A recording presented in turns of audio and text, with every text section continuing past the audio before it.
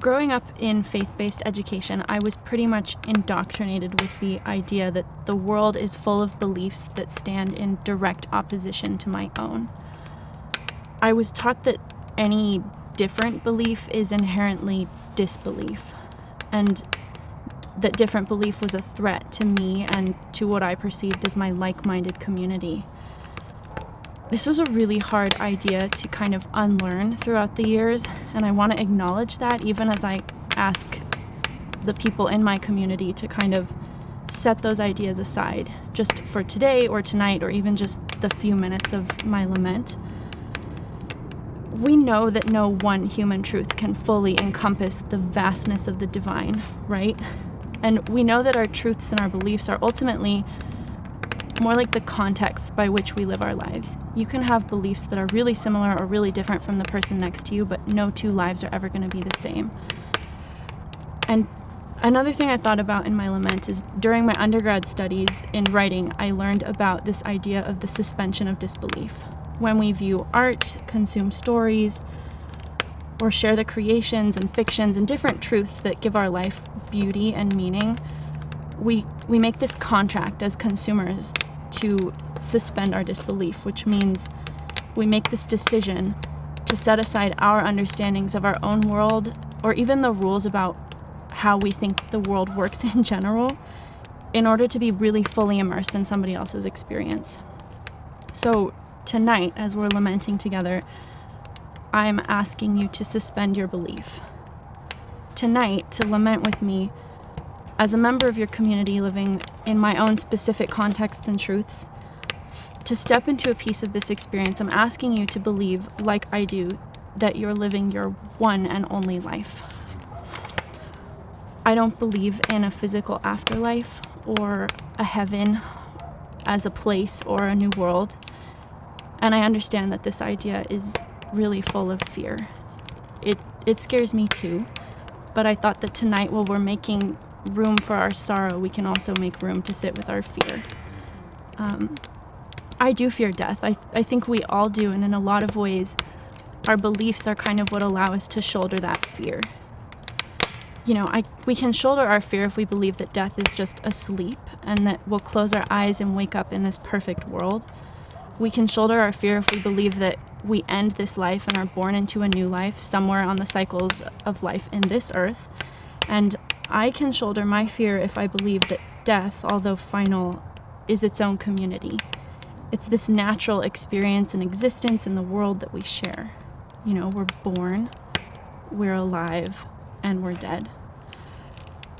This is a story that everyone who has come and gone before us also shares. So tonight I'm lamenting death. Not my own, although it makes me uncomfortable and a little scared, but the deaths inflicted by my own species, the human race. You know, we have this one miraculous, gorgeous, beautiful, perfect, one and only planet Earth. And when you enter into my belief, you look around at this planet and you see this wasteland that's been stripped and slaughtered and sold. And for what? All life and deaths, let alone mine as an individual, really cease to be natural or meaningful when we're living in this era of completely unnatural global climate catastrophe. And I just reach these points where I wonder, how do I shoulder this grief? How do I live in it alone? And what do I lean on when, like, the very foundation of what it means to be alive is melting out from under our feet? What is the use in reusing my grocery bags or shortening my showers when 71% of global carbon emissions are produced by just 100 mega corporations? And these are the same companies that are funding our government for their own benefit and for this, like, temporary, hoarded human profit. What does it mean to be one citizen when half of my country is willing to sell and auction off our planet for, like, just the hope of maybe a tax cut leaking out of the next oil pipeline? What does my individual agency matter? And what does it mean to be an individual in a community of Christians who have so much hope for a new world that they won't really allow themselves to grieve the one we live in? And more personally, I wonder, what does it mean to be a woman in my country? I really yearn for motherhood and to create and carry children. But the average carbon footprint of an American is 16 tons of CO2, which is 4 times the national average and 8 times the goal if we want to limit global warming to 2 degrees Celsius by 2050, at which point the children that I'm yearning for would just barely be in their teens and 20s.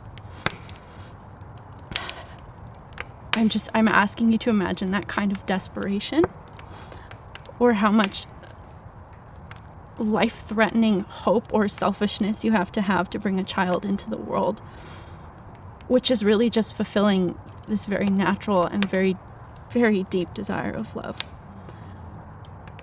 I just look at the world around us in this context and tell me where I find that kind of hope. I'm lamenting for this earth because it's the only planet that I'm ever going to know. I pray for courage, I vote for change, and I hope to save what we have left before it's too late. But tonight I'm lamenting things that are just irrevocably lost. The vast knowledge of our Indigenous brothers, sisters, and siblings who were systemically exterminated by centuries of the same capitalist ethics that have brought us to this point. They narrowly escaped complete genocide perpetuated in the name of Christ and white manifest destiny. I'm lamenting the habitat wastelands of the suburbs where I live, these concrete grids and these chemically blasted sterile lawns. I'm lamenting the California habitats where I was raised. These communities were built on coastal sage scrub, which is now the most endangered habitat on the planet. I was even just thinking, in my childhood, when we would drive through the desert, we drove through clouds and clouds of yellow butterflies. And that was before. Our insect populations have been decimated, which threatens the viability of birds and wildlife and biodiversity across our continents. And I've experienced these mass extinctions in just the first 2 decades of my life.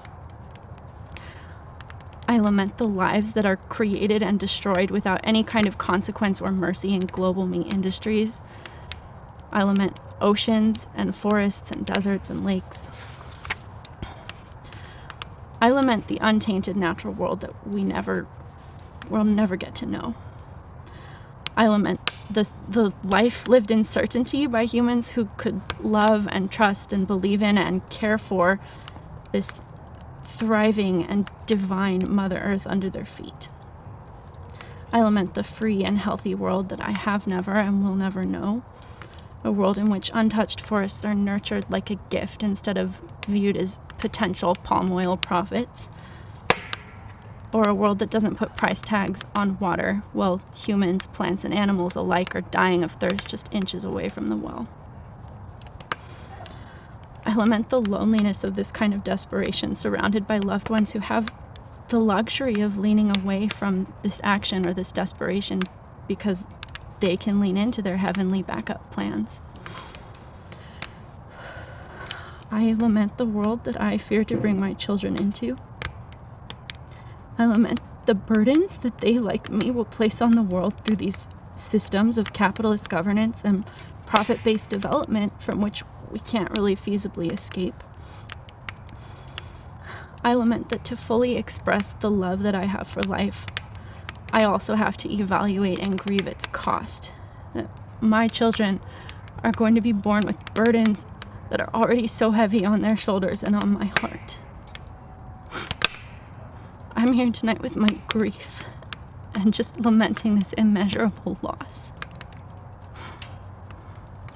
I'm here to make space for all of the love and the fear and the hope and the grief within me as I'm living my one and only life.